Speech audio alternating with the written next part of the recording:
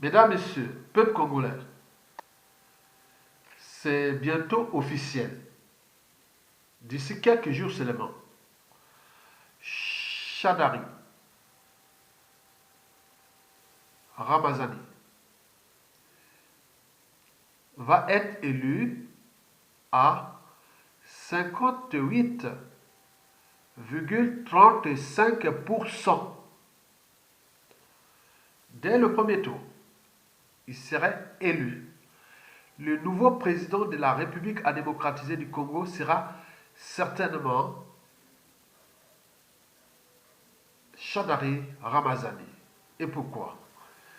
C'est dans ce décryptage que je vais vous donner pourquoi Chadari a été programmé par les officines politiques des forces d'occupation rwandaises au Congo Kinshasa. Oui, Chadari, élu à 58,35%. Retenez bien. Et pourquoi? D'abord, pour commencer, je vous informe que c'est quand même désolant qu'il faut que l'Africain soit devant le fait accompli pour réagir. Ils sont des naïfs et des passifs heureux. Je dirais même des émotionnels malheureux.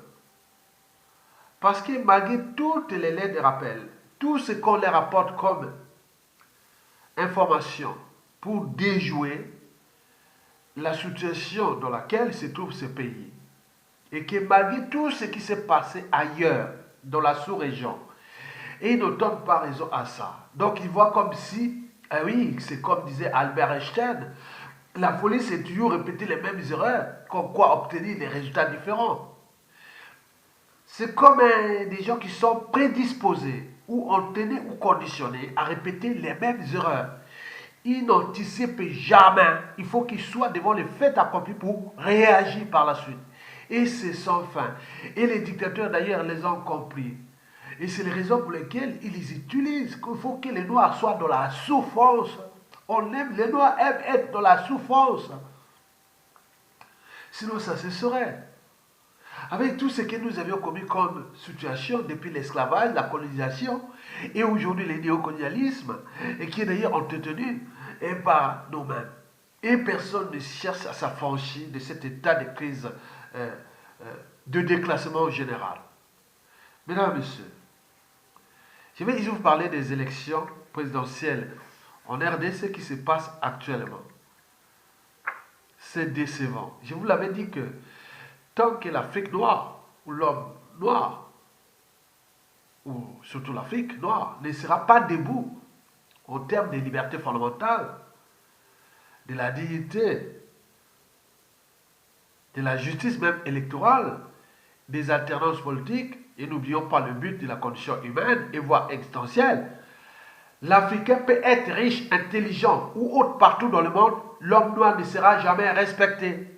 Le jour où on respectera l'homme noir ou africain, c'est au moment que l'Afrique aura déjà rempli ses critères fondamentaux, qui sont ceux d'abord des libertés fondamentales, le respect des règles communes des institutions et de tout ce qui touche le droit, la morale et compagnie. Si on ne commence pas là, on ne sera jamais respecté. Regardez les Blancs ont maintenant un passeport universel parce qu'ils ont prouvé en Europe, en Occident et dans le monde. Les Asiatiques, autres, ils sont en train de prouver et ils sont maintenant respectés. Mais les Noirs, qu'est-ce qui nous reste? Toujours dans la culture de bouc émissaire. Alors que les problèmes sont là, mais nous n'avions pas de solutions pour les repenser puisqu'on est toujours dans le fait accompli. Il faut que nous soyons dans le mal, dans la misère, dans les situations d'indignité, et à ce moment, on commence à réfléchir temporairement. Puisque nous, la raison n'est pas au-dessus des émotions. Donc, nous restons toujours sur la culture émotionnelle. La colère, la haine, l'agressivité, la peur, le dégoût. Et tout connaissez ces palettes d'émotions que nous avions. C'est tout simplement ça. Mesdames et messieurs, nous avions appris depuis ce matin qu'en RDC, l'élection finalement sont en train de dérouler et qu'ils sont contestables. Mais qu'est-ce que ça peut faire? Vous avez choisi la lâcheté, eh bien oui, vous aurez l'indignité nationale. Et c'est bien comme ça. On nous signale que 50% des bureaux de vote sont introuvables. L'accès d'ailleurs à des bureaux de vote sont interdits aux témoins. On nous signale qu'il y a plus de 30% de bureaux de vote clandestins ou privés. Et que bon, aussi les machines à voter et qui, en réalité, sur le point de vue institutionnel ou juridique, on ne veut pas amener parce qu'il n'y a pas de loi pour ces machines à voter. Donc on dit que ces machines-là, beaucoup sont soit déchargées ou en panne. Qu'est-ce que ça peut faire? Parce que quand on a vu les conditions dans lesquelles on a transporté ces machines à voter, même dans les villages, c'était sur les vélos. Alors que c'est du matériel informatique très sensible. C'est de l'électronique. Ils passaient là comme si on mettait le sac de marchandises sur un vélo dans une route cabossée en Afrique où quelqu'un ne connaît même pas qu'est-ce que c'est l'informatique et autres. C'est comme ils transportaient un sac de manioc. Bon, vous imaginez. Donc, machine à voter en panne ou déchargée. Certains candidats de l'opposition manquent dans les listes. Bon, l'impression même de ces machines, il y a un dysfonctionnement. Qu'est-ce que ça peut faire? Shadari déjà partant programmé partout dans toutes les machines à voter qui sera élu dans 97% des cas. Et donc, et même si l'élection, aujourd'hui, on va dire un taux de participation, avec tout ce qu'ils ont mis comme condition pour qu'il n'y ait pas élection. Et donc, même s'il y a 1 million d'électeurs sur 80 millions d'habitants, qu'est-ce que ça peut faire? Et non, ne compte pas. Le problème pour eux, qu'il y a eu élection. Vous avez cherché, oui, vous avez votre élection. Voilà. Donc, d'autres pensent qu'il serait même mieux d'annuler ces élections et attendre peut-être que si le peuple se relève son défi et que pour combien de temps vous attendrez si longtemps. Je vous ai dit que les peuples du Congo, Kinshasa et Brazzaville, ou de toute la sous-région du bassin du Congo, du Bantou, c'est des peuples de moutons, des peuples plus ou moins intelligents, peu structurés, moins organisés. Et le pire de ces peuples, c'est qu'ils sont les champions du monde de la lâcheté. Ils ne sont pas courageux, sinon ça c'est serein. Ces deux dictateurs n'ont jamais été aussi faibles, que ce soit au Congo, Brazzaville, au Congo, Kinshasa. Mais ils ne sont pas capables de mettre les gens dans la rue pour les chasser. Comme si Kabila, avec ses 80 millions de personnes, d'habitants, si les gens seraient dans la rue, ils pourraient tuer jusqu'à 10 millions d'un seul coup.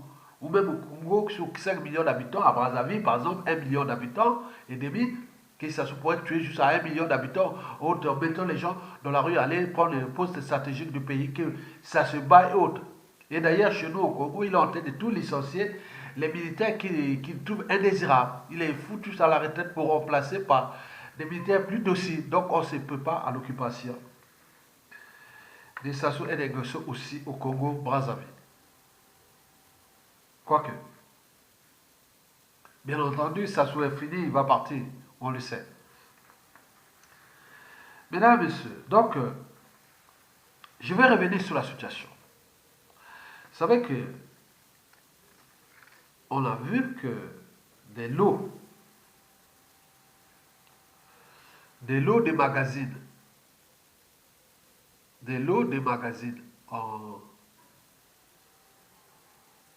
oui, faisaient déjà de Sadari vainqueur avec 58,35%. Et donc ces journaux-là ont été trouvés, ces magazines ont été trouvés au sein de l'ambassade de la RDC à Londres, en Angleterre. Vous voyez le chiffre, 58,35%. Donc on a trouvé dans les magazines, et il faut les demander, c'est sur Internet. Et donc, on a trouvé là-bas que Shadari serait déjà élu à 58,35%. Donc, Mesdames, Messieurs, vous savez que la plupart des gens ne savent pas que l'élection de 2018 est déjà gagnée d'avance par Shadari Ramazani. Retenez bien, c'est le nouveau homme fort de la RDC qui va arriver. Même si là, officiellement, il aurait peut-être moins de... Si on pouvait encore ajouter tout le monde, c'est moins de 10% qu'on l'aurait voté. Mais il va être élu 58,35%. Retenez. Voilà. Mesdames, Messieurs, Emmanuel Comte l'avait pourtant pensé ceci. Je cite. Toute notre connaissance commence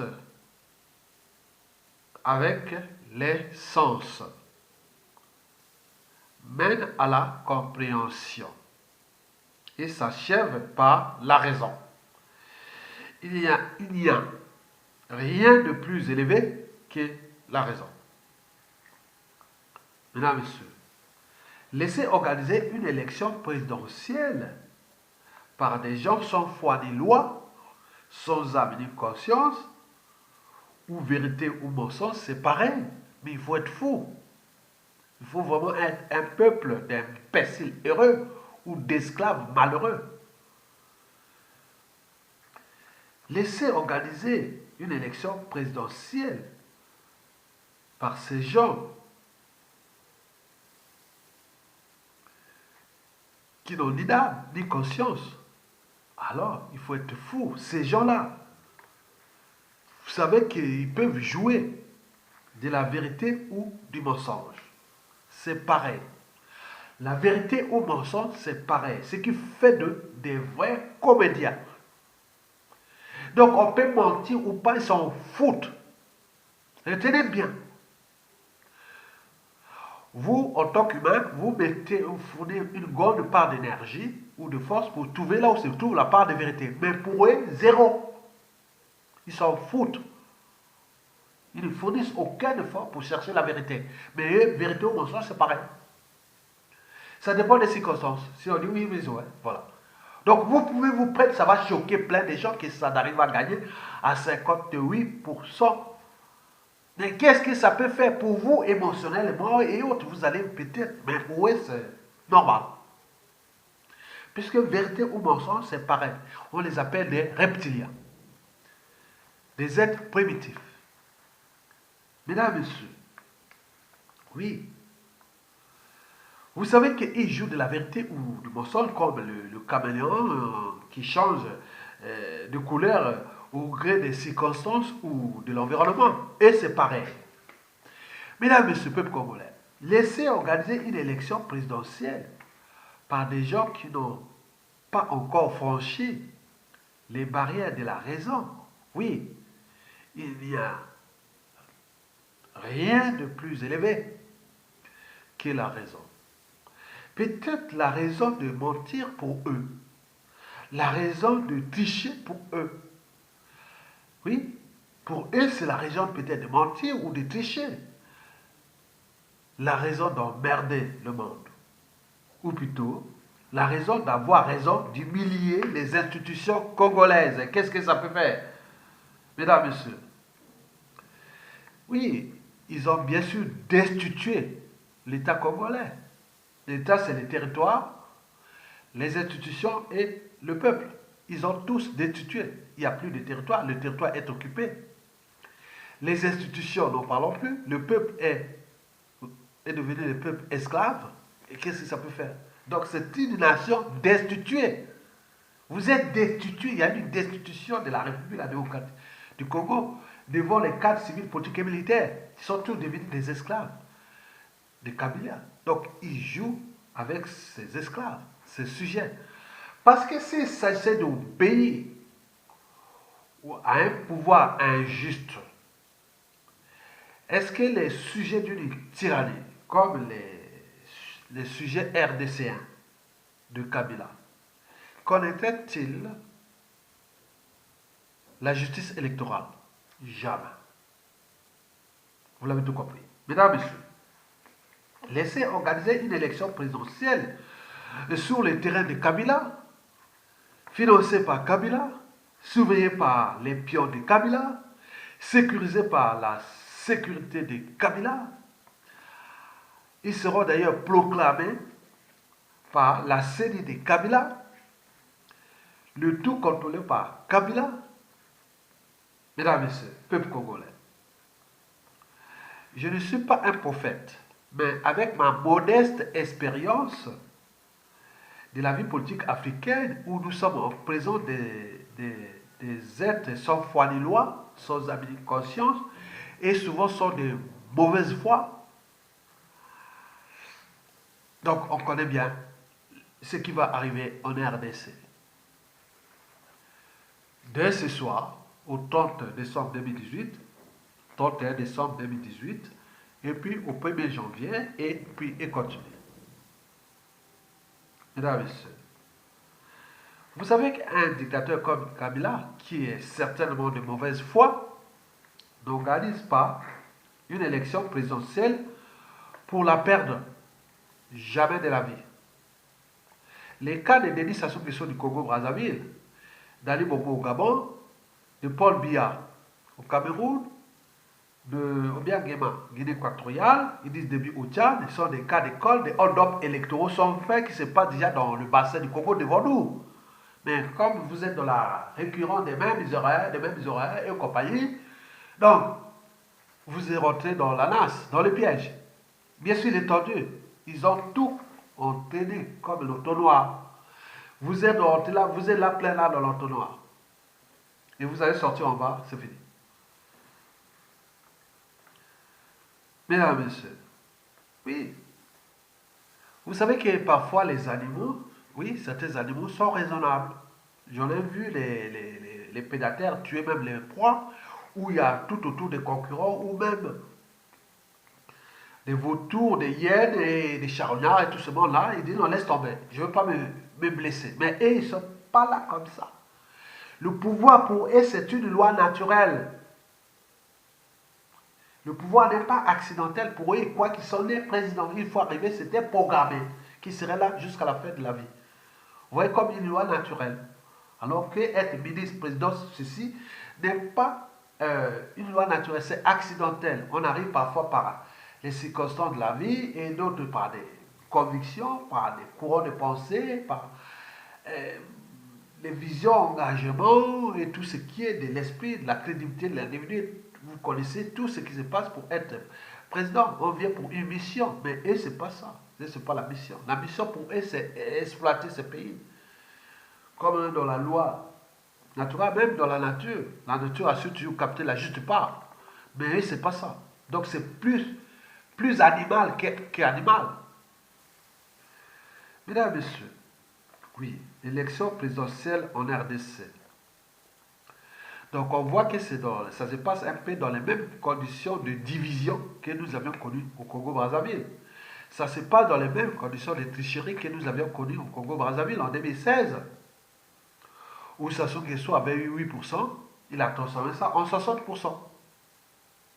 Et ce qui va se passer en RDC, retenez bien, l'élection est passée. Oui, c'est le but est de rester calme jusqu'à ce qu'on arrive ce soir, le 30 décembre. Une fois c'est passé, on a fait l'élection. C'est bon. Tous les restes à l'air. Ils vont se frotter, champagne et autres. Maintenant, ils vont passer à la deuxième étape.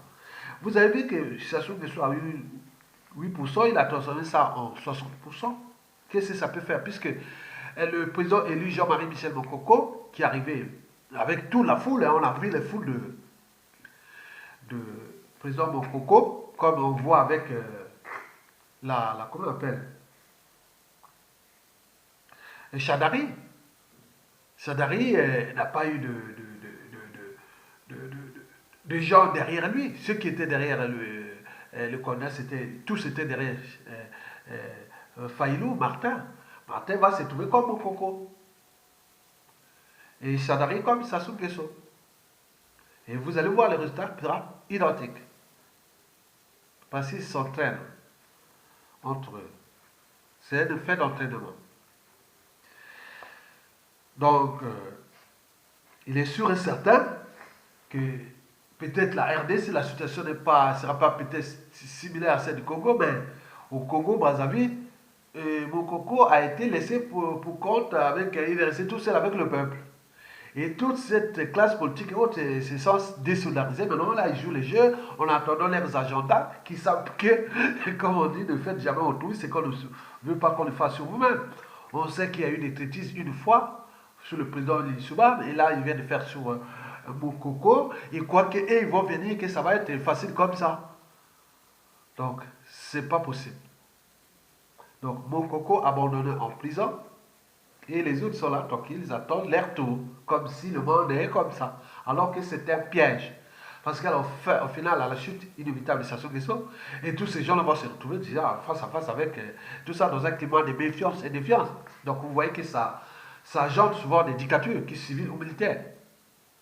Ou si on veut construire quelque chose, on va aller vers une transition. Ce n'est pas une élection autre. Si c'est une élection, allez-y, les autres vont dire bravo, allez, allons-y. On va se retrouver dans la situation du Suba ou Moukoko. Ça, c'est prévisible dans 100% des cas. Une élection au Congo, après Sasuke Divino, parti ou autre, c'est la voie ouverte vers ce que l'Issouba a subi. Après va arriver un coup d'État. Ou par ce qui a eu la traitise politique et autres. Voilà. Donc vous avez vu les tétis parfois dans les associations qui n'ont plus fonctionné. Ce sera le même principe. Parce qu'on est dans un climat de méfiance et de défiance avec les aides sans foi ni loi. Donc la situation qui s'est passée en RDC, et pendant cette élection, vous avez eu des divisions. Et c'est comme ça. Parce que nous sommes en présence des gens qui n'ont pas de conviction. Ils n'ont ni principe ni valeur. Donc ils se retrouvent là par opportunisme, par ambition personnelle. Donc ils sont en faute de l'intérêt général ou du peuple et tout ce qui concerne la nation. Sinon ça se saurait. Ils ne connaissent même pas les fondamentaux d'un homme politique. Donc, et c'est toujours le pouvoir, les privilèges, c'est tout. Dans des sociétés ou dans des pays où, bon, il reste quand même les ressources naturelles, mais ils vivent que de ça, parce qu'ils ne vont rien inventer. Mesdames, Messieurs, eh bien oui, sur ce plan, il faut dire que Martin Fayulu pourrait peut-être vivre la situation de Jean Ping ou de Maurice Kamto au Cameroun, ou même pire comme Jean-Marie Michel Moukoko. Bon, c'est un conseil.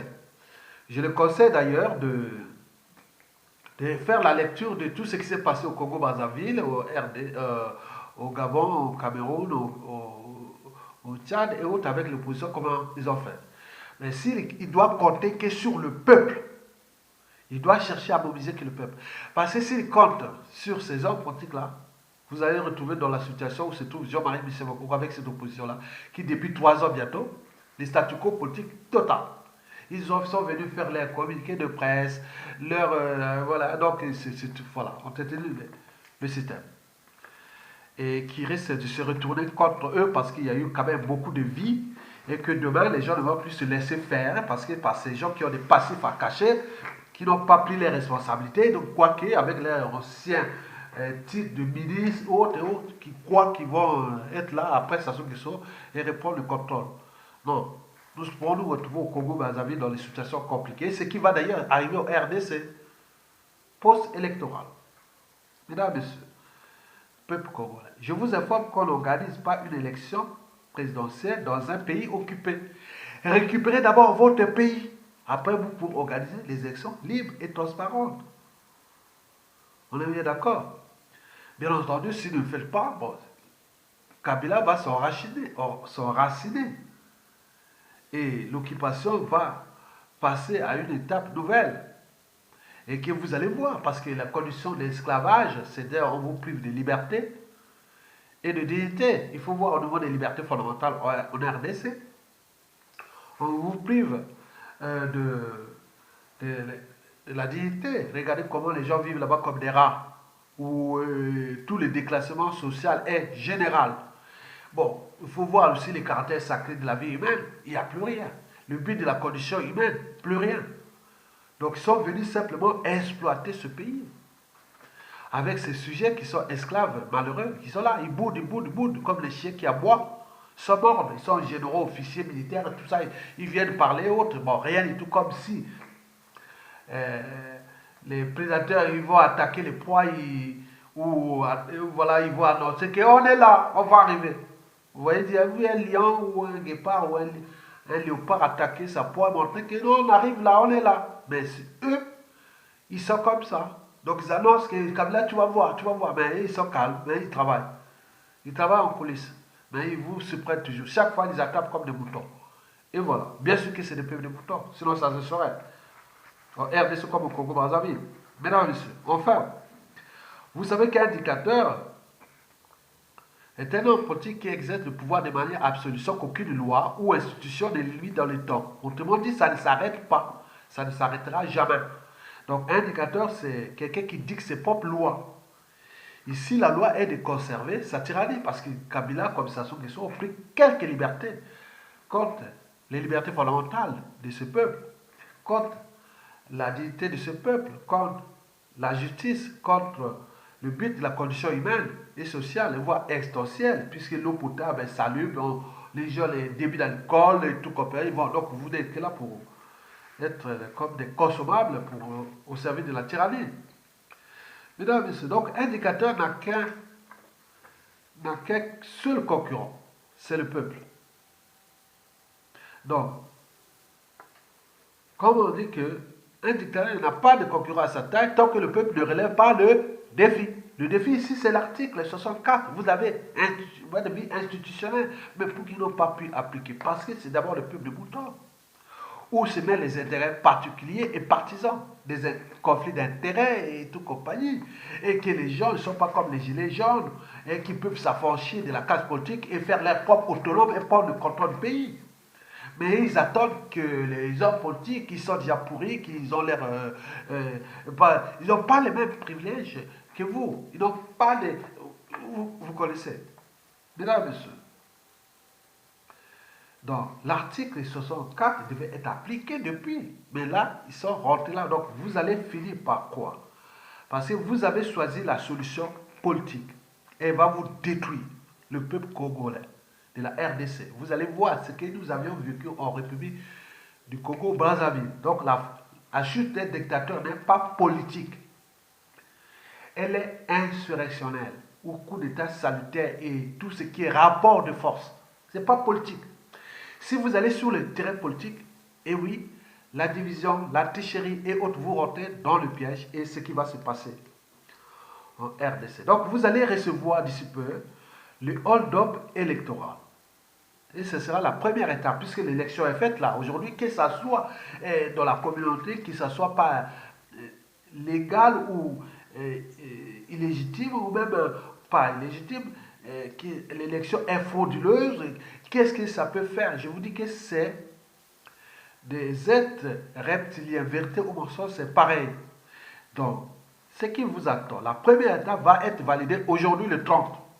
L'élection est passée, ça s'est bien passé. Vous pouvez tout contester, vous pouvez dire il y a eu ça, ça. Ils s'en foutent. Bien au contraire, ils les encouragent et vous l'avez cherché l'élection, maintenant il est passé. On a voté. Même s'il y a eu que sur 80 millions d'habitants, 40 millions d'électeurs, oui, ben, il a eu que 1 million, bon, oui, c'est bien. Il y a eu 70% de votants. Et c'est bien comme ça. Après cette première étape qui va être validée dès ce soir, la deuxième étape est celui de, tout justement, de publier les résultats. Et naturellement, comme nous avions l'expérience, on va passer aux contestations, aux recours, aux manifestations. Et à côté, ils vont faire la diversion. À côté, soit par les virus Ebola, ou des accidents d'avion, de voitures, ou des guerres, ils vont trouver tous les moyens de mettre le pays en état d'urgence. Et à ce moment, on va gérer ça. Éviter de dire, de continuer jusqu'en 2020 pour que Donald Trump passe. Parce que pour Kabila, c'est Donald Trump qui est le problème. Donc il faut faire tout que Donald Trump part. Donc ils vont mettre là le statu quo jusqu'en 2020. Pour que les démocrates reprennent le contrôle du seul sous prétexte. Voilà, on ne sait pas. Donc, la deuxième étape, c'est l'élection officielle va être que Shadari élu à 58,35%. Et, et le côté du peuple, ils vont manifester, ils vont contester, il y aura des discours, il y aura tout ce que ça peut faire. Puisqu'ils ont déjà tous les scénarios. Eux, ils sont des amateurs. Mais eux, là-bas, ils sont des professionnels. Hein. Attention. Donc, ils savent ce qu'ils font. Après cette première étape de publication des résultats, que les gens vont dire, mais c'est pas possible. On a vu, on était là, on a mis des gens chez nous pour contrôler, on a fait ceci, on a vu qu'il y avait manifestation, on a vu que Martin Fayoulou, il y avait plein de monde partout, partout. Mais qu'est-ce que ça peut faire? C'est zéro. 4000 balais, 0-0. On s'en fout. Vous avez cherché la solution politique, et vous recevrez le hold-up électoral. Et c'est bien comme ça. Après, bon, ben, cette première étape, ça c'est le décor qui est déjà planqué, hein, parce que, oui, contestation, mais en coulisses, l'envers du décor, c'est qu'il y a les achats de conscience, il y a les menaces, il y a des coups bas, il y a tout ce qu'il faut pour que, oui, le but est de laisser par la durée, puisque c'est allé jusqu'en mars 2019. Comment on pouvait faire une élection présidentielle dans un pays où, au niveau constitutionnel, c'est un pays unitaire, comment on peut faire les élections sur des différentes places? Qui comptera encore l'élection dans, dans le nord et le sud Kivu et en Utiri? Rien du tout. Donc vous avez choisi la lâcheté. Et voilà les résultats. Bon, après cette première étape qui est annonce des résultats, puis la deuxième étape qui va ensemble, il y aura des contestations, manifestations, recours, et après on passe à la troisième étape. La troisième étape, c'est celle qui va consister à rester dans l'attente de trouver une solution à la crise électorale. Mais en attendant, ils vont se structurer, s'organiser. Ils ne vont pas se laisser faire. Et à ce moment-là, nous arriverons certainement à... Oui, toujours la troisième étape, ils vont chercher à corrompre les têtes d'affiche, ils vont les diviser, ils vont faire... Vous allez voir là, ils vont tomber comme des quilles dans un bowling. Tous ces gens, les candidats et tous ceux qui ont été opposés ou pas, ils vont faire tous les mécanismes puisqu'ils ont des armes, ils ont les violences, ils ont tout. Donc c'est le chaos déjà assuré.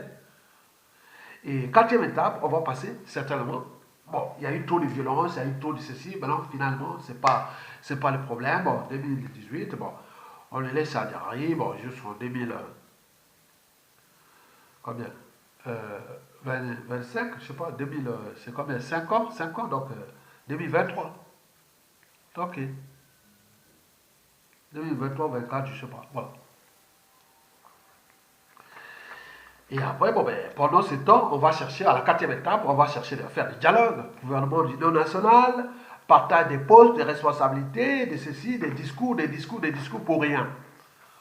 Bon, au final, vous allez rentrer dans le chaos, dans le statu quo, et dans l'état d'urgence, au pire des cas, dans la balkanisation de la RDC qui va commencer. C'est-à-dire tout l'Est de la RDC, se concentre les minéraux, va appartenir au Rwanda.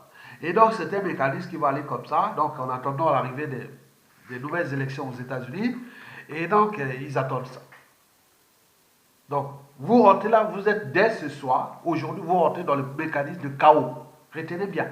Regardez, faites la lecture de ce qui s'est passé au Congo, Brazzaville, et tout autour de la région, avec ces hold-up électoraux. Donc, mais la situation ne sont pas pareille, mais vous allez vivre ça. Comme nous avons vécu, c'est-à-dire qu'il y aura une crise sociopolitique, une crise socio-économique, et puis humanitaire. Et donc, on va arriver là, ça va arriver. Et la faute à qui? Toujours à cette classe politique qui est accompagnée, qui n'a pas su former un bloc compact en appliquant déjà les principes qui sont connus. La désobéissance civile aurait pu déjà faire depuis 2016 ou 2017 et aujourd'hui 2018, rien du tout. Ou insurrectionnel et tout ce qu'on a fait comme truc. Donc, ils vont accompagner, ce n'est pas les mêmes priorités. Ailleurs, partout dans le monde, les peuples cherchent à s'affranchir de la classe politique. Mais nous, on compte encore sur ces classes politiques, qui sont des partis parfois tribaux ou ethnocentriques, géopolitiques nord-sud, est-ouest, ils sont comme ça. Donc, vous n'allez pas vous en sortir avec cette classe politique. Donc, il faut s'affranchir de cette classe politique dans une transition citoyenne pour repenser une nouvelle génération d'hommes politiques. Ce n'est pas ce qui manque, la matière est là. Il y a des gens capables de diriger la RDC. Il manque seulement le cadre. Il est d'abord politique, puis institutionnel. Mais là, comment avoir ça tant qu'à la tête de l'État, vous avez encore l'occupation. Donc vous n'avez pas cherché à s'affranchir de l'occupation. Vous êtes allé de votre plein gré aux élections pendant l'occupation, qui est seulement une ou deux personnes qui auraient voté, qui est des étrangers qui ont voté. Qu'est-ce que ça peut faire puisque l'élection est passée? Donc, ils vont proclamer les résultats et vous allez que pleurer. Donc, vous avez compris que il arrivera certainement une période de rupture d'ici peu, parce qu'à l'annonce des résultats, si le peuple ne prend pas ses responsabilités, il est sûr et certain que vous allez voir une situation, vous allez vivre une situation chaotique, quoi. Donc, moi, je pense que le peuple RDC doit prendre ses responsabilités, éviter maintenant, parce que si vous attendez le reste, ils ne vont pas s'en sortir avec cette classe politique. Bon, vous avez compris, et à bientôt, et bon vent au peuple congolais, et pour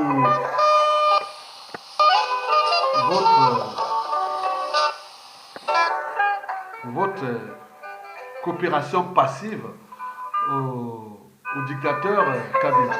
Comme au Congo, il faut que les là, le champagne va couler à fond.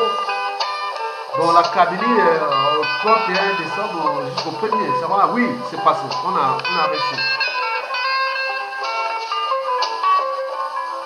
Je vous laisse, si vous avez, pour ceux qui veulent diriger l'Afrique de demain, il faut voir ces petits livres comme ça qui s'appellent Cool Philosophie, la philosophie expliquée aux enfants.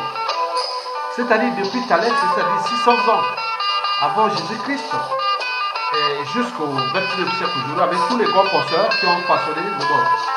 Donc vous allez par exemple là,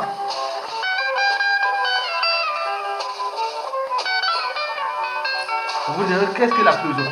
La philosophie en fait c'est dit en trois catégories. Il y a d'abord la métaphysique, l'éthique et l'épistémologie. Et donc vous pouvez comprendre comment.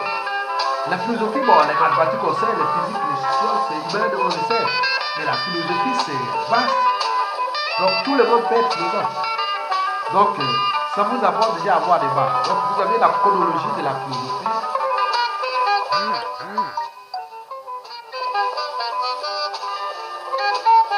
Vous avez ça.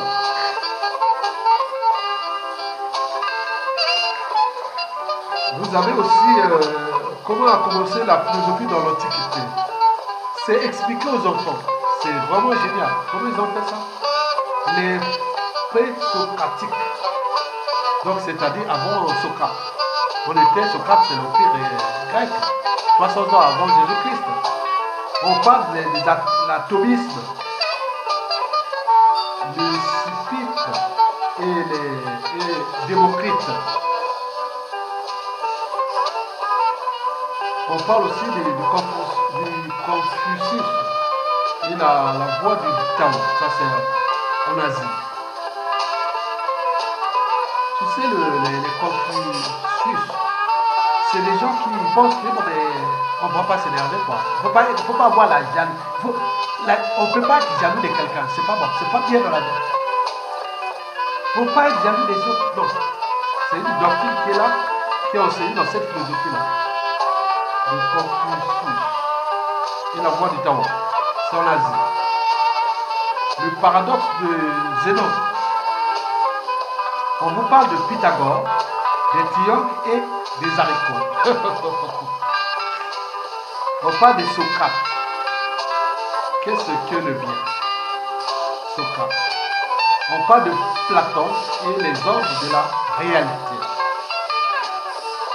On parle des stoïstes, Zénon et Épictète. On parle de Furon et le sceptique, le sceptique et son cochon. Le sceptique. Furon, le sceptique. Le ballon de basket perdu d'Aristote. Le ballon de basket perdu d'Aristote. La chute de Rome et la naissance de la philosophie médiévale, c'est-à-dire du Moyen-Âge. La question du mal, Saint Augustin et la cité de Dieu. Dieu existe-t-il? On pose des questions. La Renaissance et la redécouverte de l'homme. Là, nous sommes après la découverte des Amériques. Machiavel est l'art de la politique. Montaigne, le sceptique.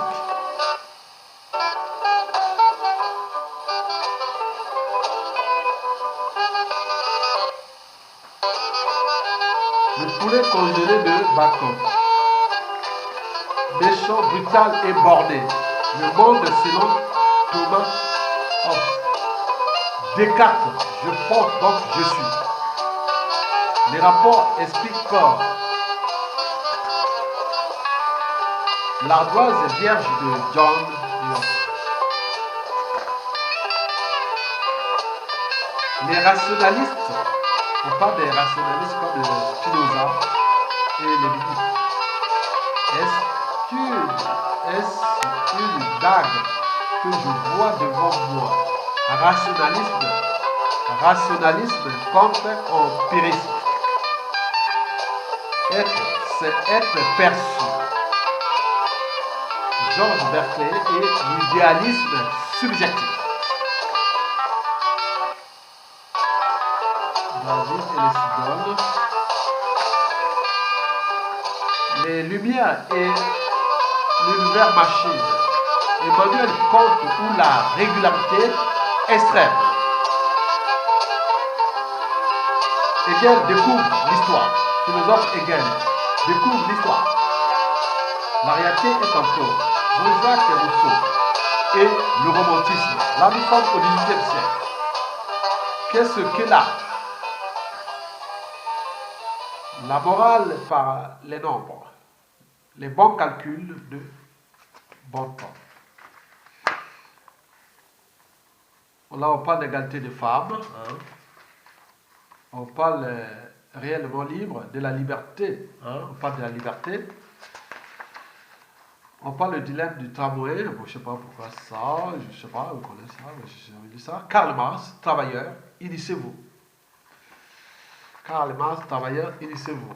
Ça, c'est Karl Marx. Vous voyez, c'est expliquer aux enfants, vraiment, c'est génial. C'est un truc vraiment. La volonté de puissance. Quoi ce qu'il y a de mieux? Le pragmatisme et le cureuil de William James. Bon, tout ça c'est le pacifisme et paradoxe de Bertrand Russell. Bon, donc, tout ça c'est dans le truc expliquer aux enfants, être et temps. Donc, il y a beaucoup de choses là. Expliquer aux enfants vraiment de façon. C'est quoi? Ça fait quoi d'être une chauve-souris? Bon, au niveau philosophique, je ne sais pas. La science se trompe. Le falsificationnisme de Karl Popper. Bon, donc, une machine peut-elle penser? La science est folle. Bon. Les animaux ont-ils des droits? Et donc, la philosophie zombie, la question de l'esprit autre, l'avenir de la philosophie. Et voilà. Donc, vous avez tout ça, c'est expliqué aux enfants. Hein. Donc, si vous avez, pour ceux qui vivent en France, ou vous pouvez commander partout dans le monde, même avec Internet. Donc, c'est très important. Mais nous, on apprend beaucoup de choses, hein, même si on connaît beaucoup de notions, point de vue chronologique et ce qu'on a étudié les uns et les autres, les philosophes. Mais là, par exemple, certains philosophes, il y a un qui souffre des maladies rénales, l'histoire de ses parents ou l'autre. Donc, pour situer un philosophe, il faut voir déjà un peu sa psychanalyse, son vécu par rapport à son environnement, et aussi la famille et autres, et son contexte.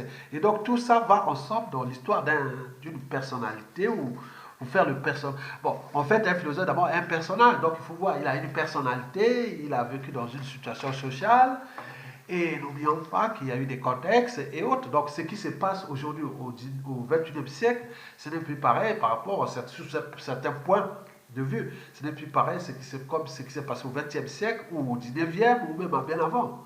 Donc, il faut s'adapter en fonction des évolutions. Et en gardant toujours ce cadre historique dont les philosophes, oui, à la différence de, de l'intellectuel qui fait part de ses analyses sur des points de vue euh, plus ou moins partagés, mais le philosophe, il est dans un cadre conceptuel. Donc on parle de la métaphysique, on parle de l'éthique et surtout de l'épistémologie. Et donc l'épistémologie touche la raison. Mesdames et messieurs, je vous remercie.